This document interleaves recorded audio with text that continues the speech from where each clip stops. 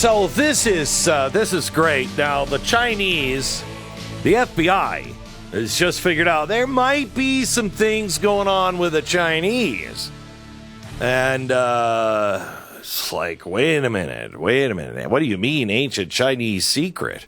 There is something going on here with a Chinese project. The Chinese offered to build in Washington, D.C. They said it's going to bring all kinds of tourists to. And they wanted to build a beautiful, ornate Chinese garden at the National Arboretum in Washington, D.C. And it would have temples and pavilions and a 70-foot wide pagoda. And it was thrilling. All the local officials were like, that is so exciting. And then the FBI started looking into it, and they found a couple of red flags. The pagoda, they noticed, would be strategically based on one of the highest points in Washington, D.C., just 2 miles from the U.S. Capitol. And they said that's kind of the perfect spot for gathering intelligence in communications, to grab everybody's intelligence communication. And so they thought that might not be bad. And then the other thing that the Chinese are like, what's the problem? They wanted to build the pagoda with materials shipped to the U.S. in diplomatic pouches. So when you put something in a diplomatic pouch, it can't be searched at customs. Now, what could they possibly bring in? I bet it was fish. Have you been to a country where you eat a lot of fish, and did you bring any fish on this trip? I bet it was fish. Stu. They killed the project and canceled the garden, which is, very, very, very nice. But, the Chinese are purchasing land all over the country, which, I don't think that's...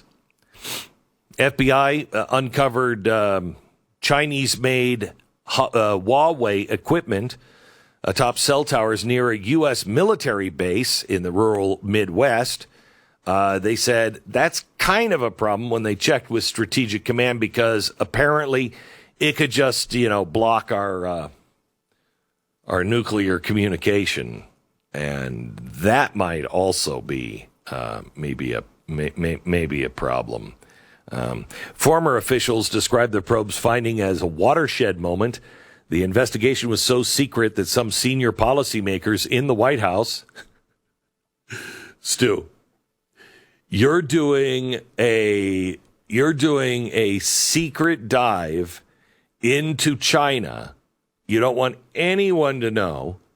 Because, cat gets out the bag, China could do anything.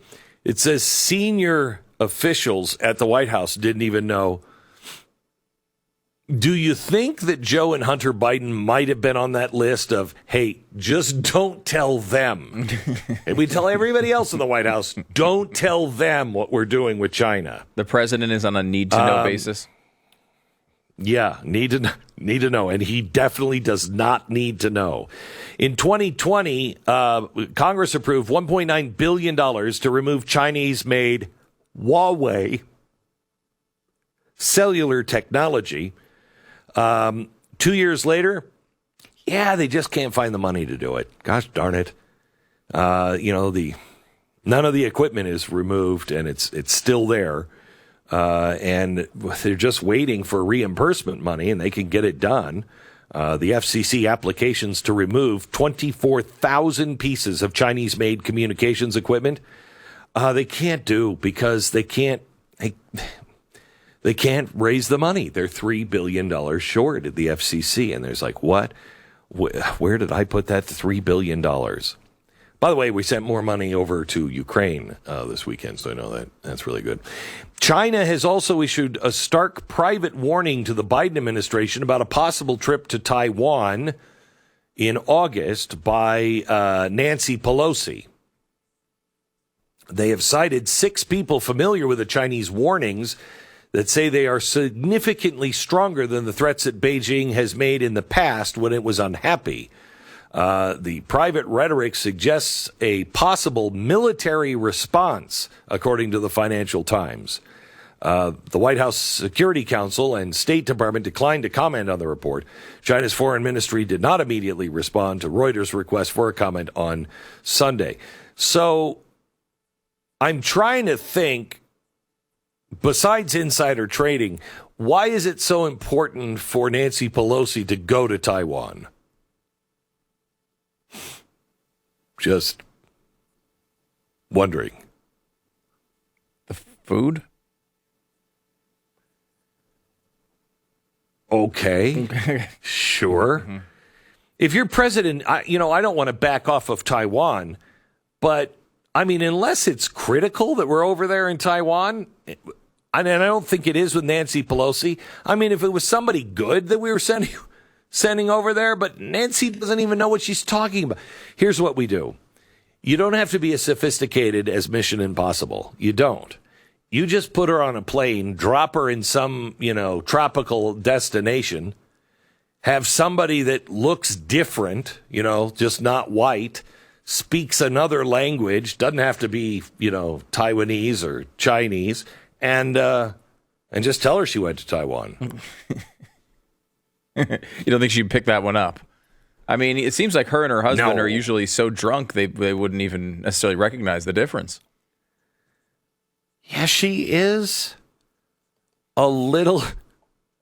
just a little hammered seeming during the day. She seems hammered. He's been charged with it, right? He's right. Got the DUI on his docket. So I think, just the combination of the two, her appearance, his actual seemingly DUI, dangerous, almost killing somebody accident, those two combined, they'll probably believe almost anything.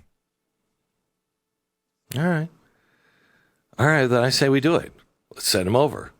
By the way, there's a great essay done by John Whitehead and Nisha Whitehead from the Rutherford Institute on technology, and they say we are now crossing the line of no return. We are at this line. We are on the cusp of a cultural, technological, and societal revolution, the likes of which we have never seen before. While the political left and right continue to make abortion the face of the debate over the right to privacy in America, the government and its corporate partners, aided by rapidly advancing technology, are reshaping the world into one which there is no privacy at all. Nothing that was once private is protected. We have not even begun to register the fallout from this tsunami bearing down on us in the form of artificial intelligence surveillance. And yet, it is already reorienting our world into one in which freedom is almost unrecognizable. AI surveillance harnesses the power of artificial intelligence and widespread surveillance technology to do what the police state lacks the manpower and resources to do effectively or efficiently, to be everywhere, to watch everyone, everything, monitor, identify, catalog, cross-check, cross-reference, and collude. Everything that was once private is now up for grabs to the right buyer. Governments and corporations alike have heedlessly adopted AI surveillance technology without any care or concern for their long-term impact on the rights of citizenry. As a special report from the Carnegie Endowment for International Peace warns, a growing number of states are deploying advanced AI surveillance tools to monitor, track, and surveil citizens to accomplish a range of policy objectives, some lawful, others violating human rights. Most fall into the murky middle ground. Indeed, with every new AI surveillance technology that is adopted and deployed without any regard for privacy, Fourth Amendment rights, and due process, the rights of citizenry are being marginalized, undermined, and eviscerated. Digital authoritarianism, as the Center for Strategic and International Studies cautions, involves the use of information technology to surveil, repress, manipulate the populace, endangering human rights and civil liberties, and co-opting and corrupting the foundational principles of a democratic and open society, including freedom of movement, the right to speak freely and express political dissent, and the right to personal privacy on and offline. Now, this article, I'm going to go into it more tomorrow, but it is fascinating to me. They say there are 9 steps, 9 elements of the Chinese model of digital authoritarianism. So see how many we have done. Dissidents suffer from persistent cyber attacks and phishing. I know we've had that. Social media, websites, and messaging apps are blocked. That's happened. Posts that criticize government officials are removed. Haven't had it with officials, but had it on policy. Mobile and internet access revoked as punishment for activism. Haven't had that yet. Paid commentators drown out government criticism. Oh, I think that's happened. New laws tighten regulations on online media. Not yet. Citizens' behavior monitored via AI and surveillance tools. Absolutely. Individuals regularly arrested for posts critical of the government. No. And 9 online activists are made to disappear. Yeah, not yet. Glenn, it's interesting. A lot of those that you said have occurred, but just not through the government, right? Like we have seen people get kicked off for comments they've made about others. Correct. And lose their access to their business, to their banking system, and all of this for whatever their business does or comments that they've made. That hasn't come through the government. It's the sort of the approach that you outline in the Great Reset, where it comes not from the government, but through an arrangement, overt or not, between the government or people who just share the ideology of those in power, and then execute those punishments outside of law. It's just something that they're able to do it. It just has not been American tradition. We've always given people even access to, simple things like banking, regardless of your political opinion. That has changed, and it hasn't come through the government through law, where I think it would be clearly unconstitutional. It's come instead from these companies doing it on their own. But the effect is the same on the people who are impacted. And it's hard to know where the government ends and where these private companies begin.